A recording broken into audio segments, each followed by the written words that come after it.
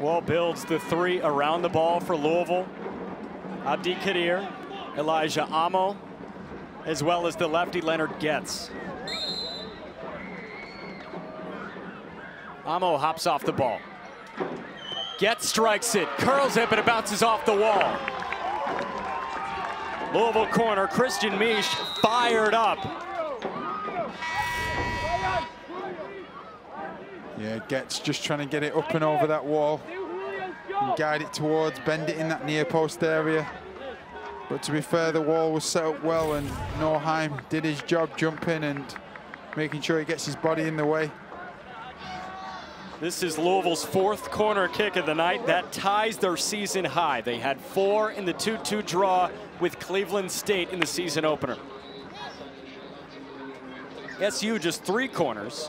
Their season high is 12 from the Yale game last Friday. Whistles around the box. Pushing, shoving, talking, understanding. The last one is a great character trait to have. Yeah, that physical play has been a central theme all evening. Getz curls it in, headed away. Fell to Raposo, bounced around the box. Misch went out to grab it, and now SU has a chance to move. Coach McIntyre frustrated that they didn't move right away. And now Ryan Raposo had a chance to manufacture. He coughed up the ball. Yeah, Coach McIntyre was willing his goalkeeper to play direct to Archimede, who'd been sprinting, and we talked about it earlier about can he get isolated up there? Can you roll the dice a little bit and let him stay up top so when you do win it, you hit him early? Norheim's pass in was intended for Singleman.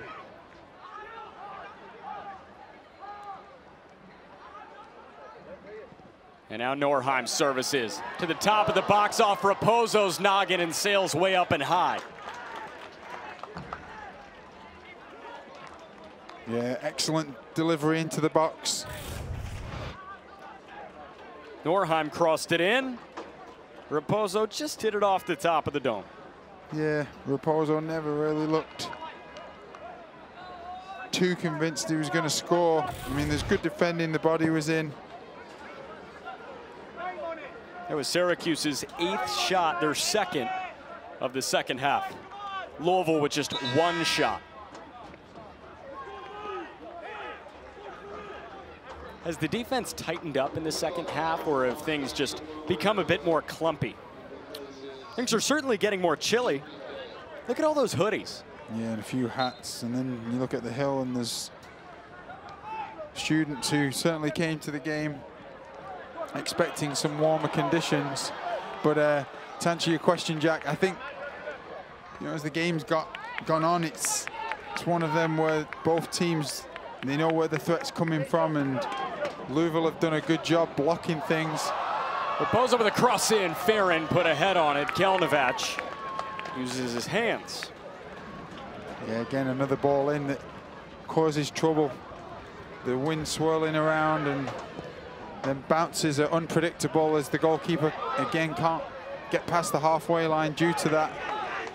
But you just feel, can SU now find another gear, use these conditions to their favor, start delivering more into the box, and ask a few more questions of this Louisville defense as they try and get them on the back foot. Push forward, Massey sends it out of play. SU throw.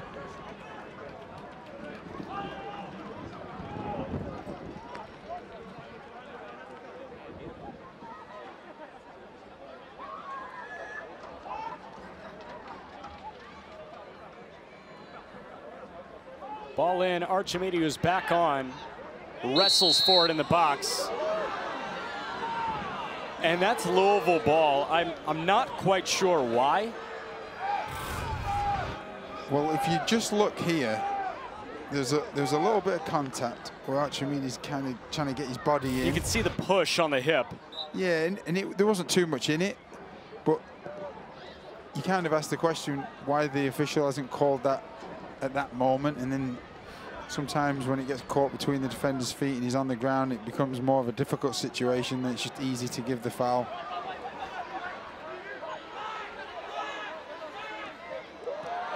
Raposo's ball in was fended away for the moment, but the SU attack is not over. There was a trip.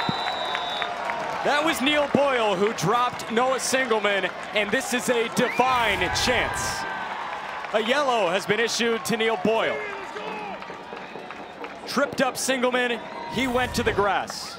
Yeah, Singleman with some excellent skill there to chop the ball inside, and then as he twists and turns, it's clearly getting brought down. But just before that, a great reverse pass from Raposo, who looked to try and play his teammate in. But Louisville able to just sniff it out and keep it out. But this is really a wonderful opportunity.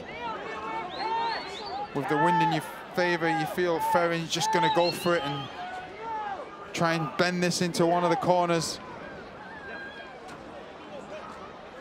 4 yellows for Syracuse, 3 for Louisville, including the one on Neil Boyle.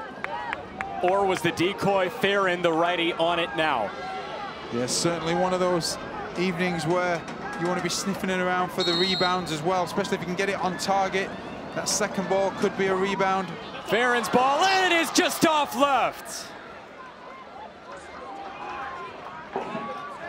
Had the spin, Gelnovac dove. But at the end of the day, a foot is the distance.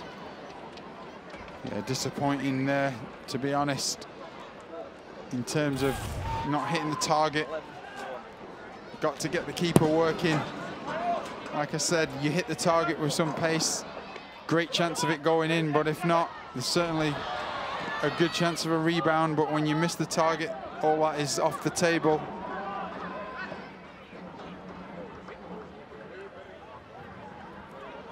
It's Andre Norheim, the back with a cut. And now Triantafilou pushes it over to Raposo at the top of the box with the right. He can't get it off. Back to Raposo. His shot is off Gelnovac's paws. A shot on again, just off right. Archimede, the man that put it on goal with the left. Chance after chance, no dice. Incredible save from Gelnovac. If you watch this now, the rebound and net again, just gets the tiniest piece on it. Unbelievable save, and you can see the despair from Archimede, and Raposo can't believe that that's not found the back of the net. But what an incredible save.